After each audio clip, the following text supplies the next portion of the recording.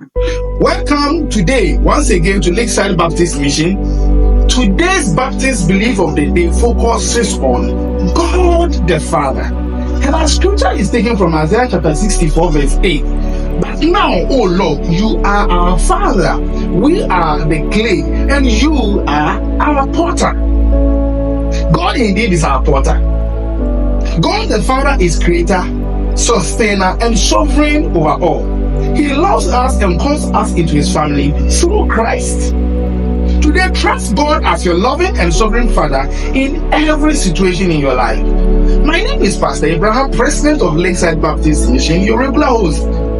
Thank you for joining us once again and every day. Stay rooted in Christ, stand firm in the faith, and see you another time for another wonderful edition of Baptist Belief of the Day with Lakeside Baptist Mission. God bless you.